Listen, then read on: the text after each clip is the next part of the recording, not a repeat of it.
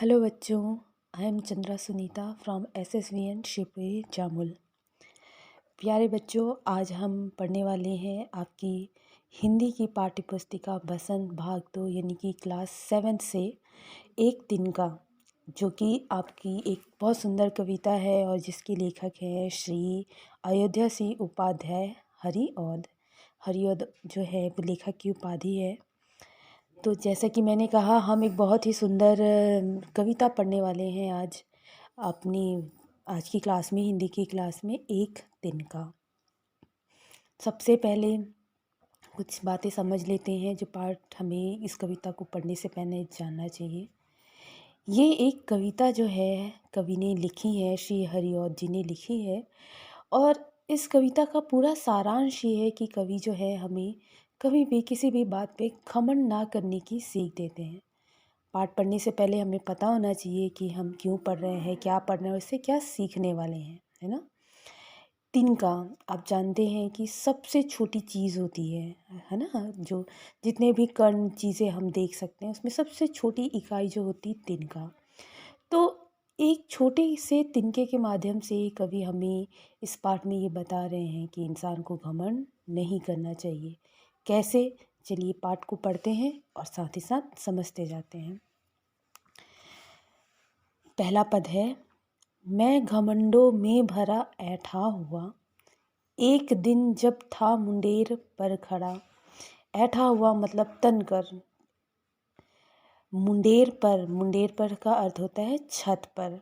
मुंडेर मतलब छत होती है। बहुत सी जो भाषा है उसमें मुंडेर शब्द छत के लिए इस्तेमाल किया जाता है।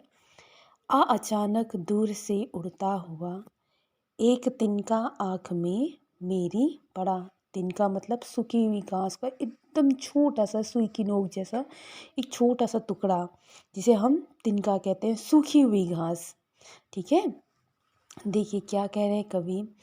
हमारे जो कवि हैं ये सभी तरह से साधन संपन्न व्यक्ति हैं और एक दिन ये अपने घर के छत पर खड़े हुए थे। कहाँ खड़े हुए थे? मुंडेर पर, यानी कि छत पर खड़े हुए थे। बड़ा इनका बहुत ही हो सकता है बहुत ही सुंदर सा एक अच्छा सा घर हो और बहुत ही सुंदर इनकी छत हो जहाँ ये शाम को जाकर खड़े हों या दिन में किसी भी समय ये खड़े हो सकते थे। वो खड़े हुए थे और उनके दिमाग में ये बात आ रही थी कि भाई मेरे पास तो सारी सुख सुविधा है, सभी तरह के साधन हैं जो उन्हें जीवन अच्छे से जीने के लिए चाहिए, वो सारी चीज़ें उनके पास है। वो यही सोचते हुए अपने छत की मुंडेर पर, यानी कि सॉरी घर की मुंडेर पर खड़े थे।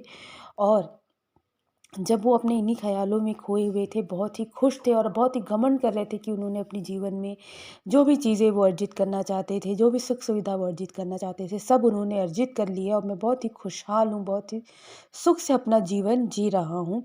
ऐसा सोचते हुए अपने घर की छत पर वो खड़े इन विचारों में खोए थे। तभी हवा में उड़ता हुआ एक छोटा सा तिनका आया और उनकी आँख में जा गिरा। ठीक है। तिनका, जैसे कि मैंने बताया, सूखी हुई घास के सुई की नोक के बराबर छोटा सा टुकड़ा तिनका कहलाता है। चलिए आगे देखते हैं। मैं झिझक उठा, हुआ बेचैन सा, लाल होकर आँख भी दुखने लगी, मूठ देने लोग कपड़े की लगे, ऐठ बेचारी दबे पाओ भगी। ठीक है। अब भाई आप छत में बड़े मज़े से खड़े हैं अपने और अपनी कामयाबों के बारे में सोच रहे हैं और अचानक से तभी आपकी आँख में तिनका आके गिर जाए, ये छोटा सा टुकड़ा गिर जाए तो कितनी बेचैनी होती है। बेचैनी का मतलब समझते हैं ना, जब आपको बिल्कुल भी चैन नहीं मिलता, आप बेचैन एकदम तड़प उठते हैं, शांति से बैठ नहीं पाते हैं, है ना, आपको तकलीफ़ होने लगती है। ठीक है। तो उनकी आँख में, हमारी आँखों में भी कभी कभी पड़ जाता है ना। आप लोगों को भी इस तरह के अनुभव हुए होंगे जब आपकी आँख में तो कोई छोटा तिनका का टुकड़ा या फिर बाल के टुकड़े या फिर कुछ चीज़ें आँख में चली जाती तो कितनी चुभने लगती है, हमें कितना दर्द होने लगता है ना। तो जो हमारे कवि हैं उनकी आँख में जब वो तिनका आकर पड़ा तो वो बहुत ही बेचैन हो उठे जी, है ना। और उनकी आँखें दुखने लगीं। दुखना मतलब दर्द करना। उनकी आँखें दुखने लगी और आँख उनकी लाल होने लगी और कवि को जब हमारी आँखों में कोई भी चीज़ पड़ जाती है तो हमें कब तक आराम नहीं मिलता, जब तक कि वो चीज़ हमारी आँख से बाहर न निकल जाए हमें चैन नहीं मिलता। हमारी आँखें दर्द करने लगती हैं, हमारी आँखें सूजने लगती हैं। और जब हमारी आँख में कुछ पड़ जाता है तो जनरली क्या होता है, हम कपड़े की मूठ मतलब मुट्ठी के आकार का गोल सा एक नरम सा शेप तैयार करते हैं, आकार देते हैं कपड़े को, और उससे गर्म भाप देकर उसे गर्म हवा से सेकने लगते हैं। आँख को, आँखों के आजू बाजू हम सेकते हैं ताकि हमारी आँख में जो भी अवशिष्ट पदार्थ चला गया है वो बाहर निकल जाए।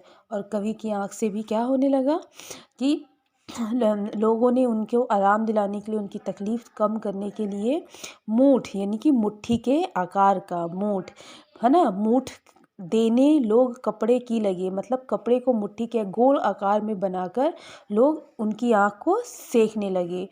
और तब क्या होता है, ऐंठ बेचारी दबे पाँवों भगी। ठीक है, जब कवि की आँख में तिनका पड़ता है तो उनका वो ख़याल कि मेरे पास तो सारी सुख सुविधा है, बहुत सारा पैसा है, सारा ऐशो आराम है, मैं बड़ा सुख से हूँ, मुझे कोई भी तकलीफ़ नहीं है। ये जो उनका घमंड था, ऐंठ ऐंठ मतलब घमंड, ये उनका जो घमंड था क्या होता है, ख़त्म हो जाता है। भई वो ये सोच ही रहे थे कि उन्हें कोई तकलीफ़ नहीं, उनके पास सब कुछ है, तभी एक छोटे से तिनके ने उनकी आँख में गिरकर उन्हें क्या कर दिया, सच्चाई का एहसास करा दिया। क्या एहसास करा दिया, चलिए इसको लास्ट कविता में समझते हैं। जब किसी ढब से निकल तिनका गया, तब समझने यूँ मुझे ताने दिए। ऐंठता तू किस लिए इतना रहा, एक तिनका है बहुत तेरे लिए।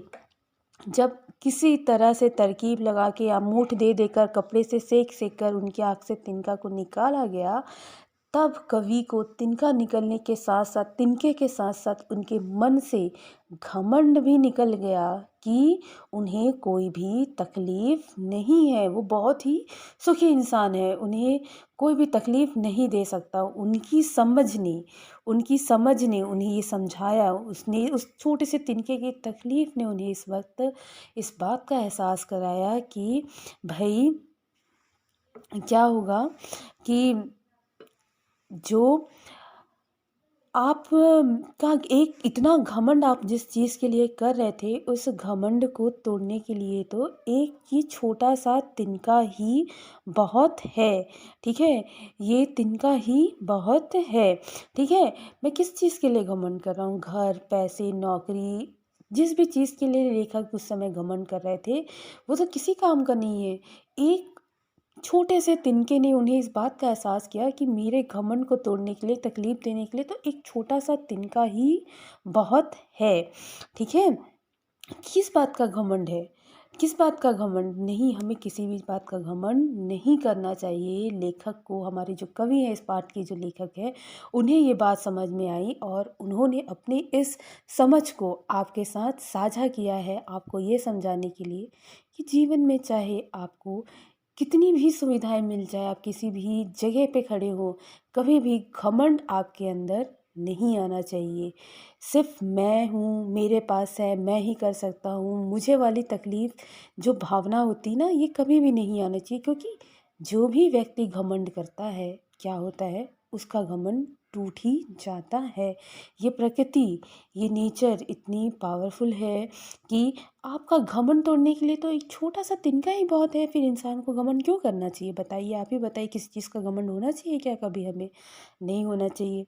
अभी आप इसे आप करंट एग्जांपल से भी समझ सकते हैं। हमारे देखिए अभी इतना हमने मेडिकल जो अभी हेल्थ इश्यूज़ हमें हुए हैं, हमें इतना घमंड है ना हमें कि हमने टेक्नोलॉजी में इतना डेवलपमेंट कर लिया, हम इंसान सबसे आगे हैं, हम तो बस अब हमने सारी चीज़ें डेवलप कर ली है और हर एक चीज़ कर लिया। पर जब कोरोना आया तो हमारा ये घमंड टूट गया ना, एक छोटे से वायरस ने इंसानों का घमंड तोड़ दिया।